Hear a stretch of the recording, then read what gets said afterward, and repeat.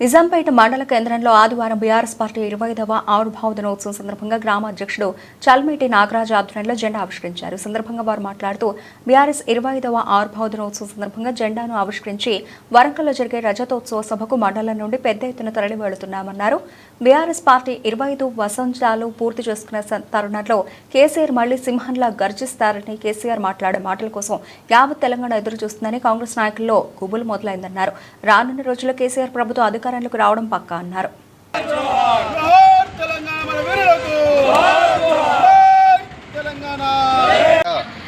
BRS party తరఫున జెండా ఎగరేసి వరంగల్ మహాసభకు రజతోత్సవ సభకు 25వ సంవత్సరం సభకు అందరం కార్యకర్తలను కలిసి ఈరోజు మీటింగ్ వెళ్తున్నాము. రేపు జరగబోయే వచ్చే ఎన్నికల్లో భారీ ఎత్తున బీఆర్ఎస్ పార్టీ భారీ ఎత్తున మెజార్టీతో గెలిచి ప్రభుత్వం మాదే రాబోయే ప్రభుత్వం మాదే అని మేము చెప్తున్నాం. జై తెలంగాణ. బీఆర్ఎస్ రజతోత్సవ సభ కోసం వరంగల్లో జరిగే రజతోత్సవ సభ కోసం నిజాంపేట మండల కేంద్రం నుంచి ఈరోజు పార్టీ జెండా ఎగరవేసి భారీ ఎత్తున వరంగల్కు తరలివేయడం జరుగుతుంది.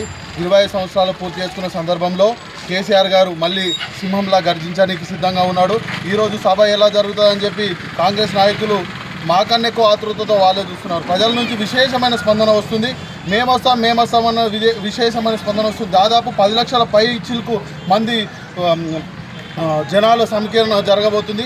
కేసీఆర్ గారి స్పీచ్ కోసం యావత్ తెలంగాణ రాష్ట్రమే కాకుండా యావత్ భారతదేశం కూడా ఎదురు చూసే తరుణం ఏర్పడింది. దీనికి సహకరిస్తున్న ప్రతి ఒక్క టీఆర్ఎస్ పార్టీ కార్యకర్తకు పేరు పేరున ధన్యవాదాలు తెలియజేస్తున్నాము. కేసీఆర్ గారు మళ్ళీ తన పూర్వ వైభవం చేకూర్చుకొని మళ్ళీ కేసీఆర్ గారు ముఖ్యమంత్రి కాబోవడం ఖాయంగా ప్రజల నుంచి వచ్చిన స్పందన ద్వారా మాకు అర్థమవుతుంది. కావున బీఆర్ఎస్ పార్టీ సిల్వర్ జూబ్లీ శుభాకాంక్షలు ప్రతి ఒక్క టీఆర్ఎస్ కార్యకర్తకు తెలియజేస్తున్నాం. జై తెలంగాణ.